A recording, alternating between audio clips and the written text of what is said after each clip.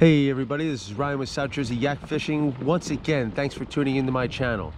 In the previous two episodes, I have been fishing the back canals and feeder tubes in the Florida Keys, but in today's video, I'm flying solo and I'm heading out into the bay. And we're going to be fishing some dock structure, as well as we're going to find a shipwreck that's holding all kinds of fish.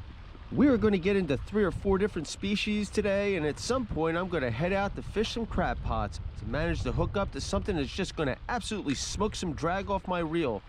And finally, I'm going to make a mistake that ultimately in the end is going to cost me some money, but yeah, all this and more to come to you in this next episode of South Jersey Yak Fishing.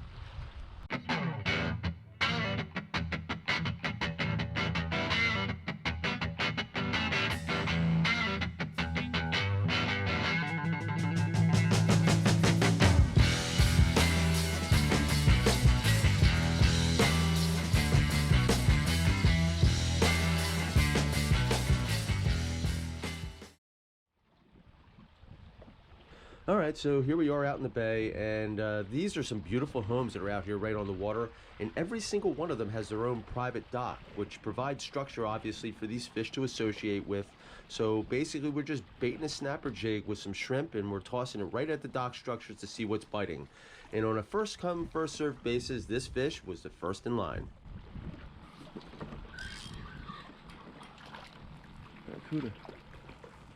Hey, Barracuda.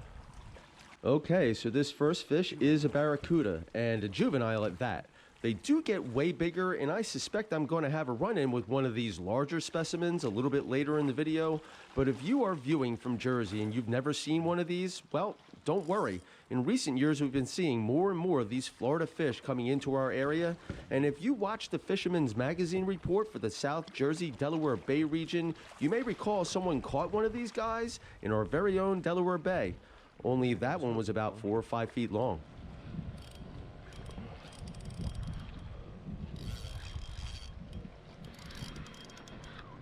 Oh, nice. Okay, so this is our second species, and this is a mangrove snapper, or gray snapper as some people refer to them as. And he only needs to be about 10 inches to keep. This one's about 12 inches, and although I intended on being catch and release only today, I'm going to end up keeping this one as well as a few others, and that's only because this one's gut hooked. Something that I suspect happened only because I had much less fishing experience at this time that I was down there. But at this point now, I have 3 more years and countless hours of practice under my belt. And yeah, I'm happy to say that doesn't happen very much anymore, which is a good thing because I'm not a very good surgeon. Yeah, wind shift.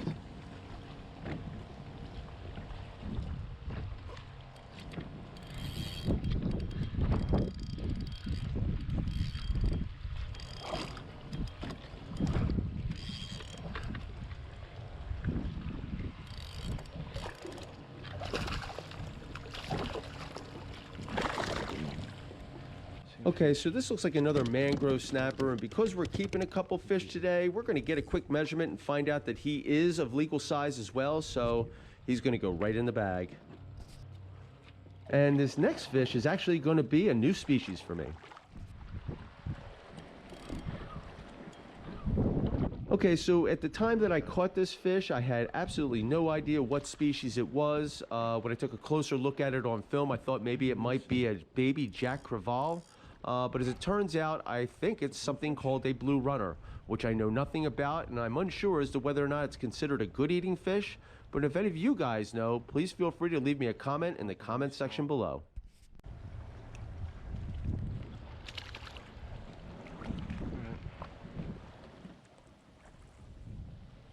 All right, so this is the Florida Keys, and as beautiful and relaxing as it may seem to some, every once in a while there's a nasty storm that comes rolling through and causes some significant damage.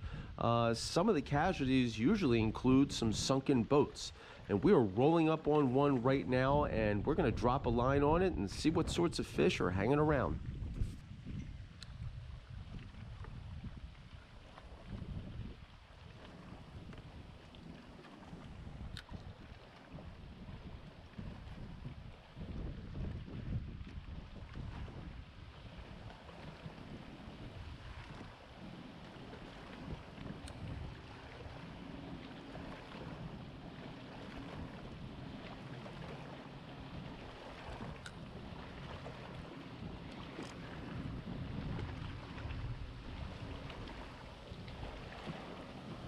So this sunken boat is absolutely loaded with mangrove snappers, and I'm going to hang out here and catch a few of them, but eventually I'm going to move off the shoreline just a little bit to go out to the crab pots and see what I can find out there.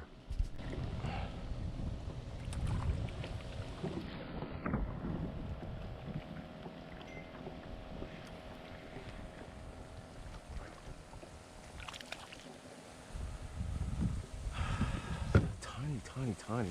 Ow.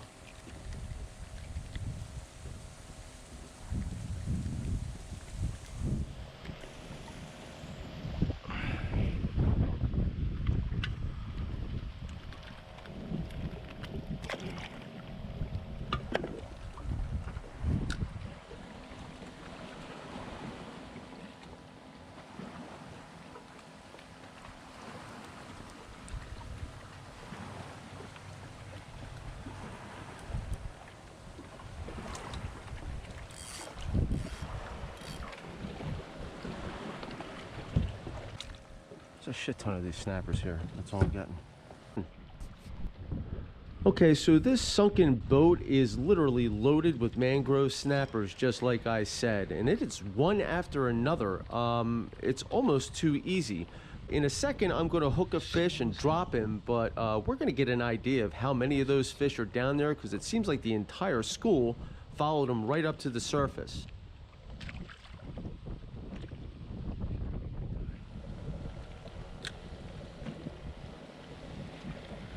And right after I dropped this fish, I literally just dropped the jig right back down and hooked up again. Man, look at all them fish. It's almost like fishing in a barrel, but they're all small. So we're going to move out to the crab pots and see what we can find out there.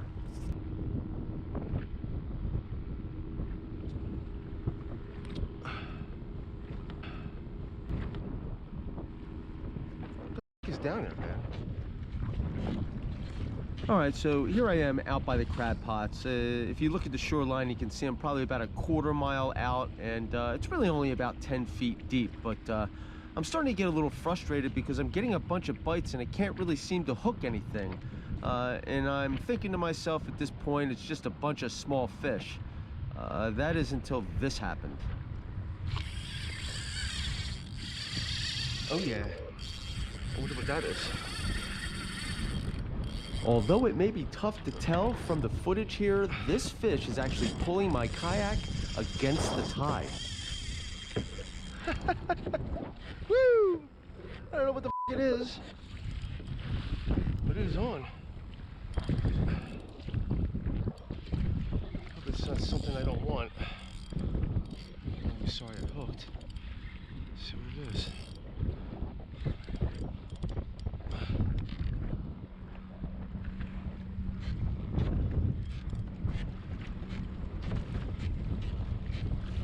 Wrap me around that crab pot.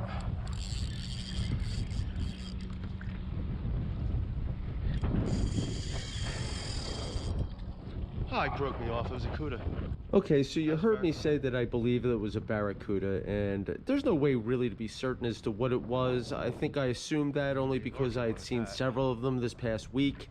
But regardless, we're going to get a good look at the end of this line, and when we see it, there's one thing for certain. Whatever it was had teeth. All right, so there's a pretty good shot of the teeth marks on my line right there, and it's pretty obvious it was bitten off. You may have heard me say during the fight that I sure hope it's not something I don't want.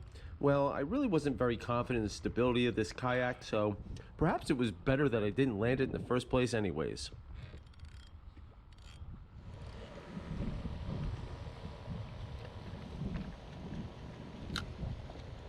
Okay, so this brings us to the last clip, and I had decided to make one more stop at the sunken boat just to see if I couldn't get lucky somehow. However, it turned out to be anything but lucky, starting with getting hung up on the first cast. In the wreck. Now, I am struggling to break this off, and I might have caught it on a rope or something that was kind of stretchy or had a little bit of give, but I would like to think that with my experience I have now, I would have accomplished this task a lot easier. Regardless, at that time I had decided the best way to do this was to brace myself up against the dock structure with my foot and try to break it off by pulling on it. But when I was finally successful, it was anything but a success.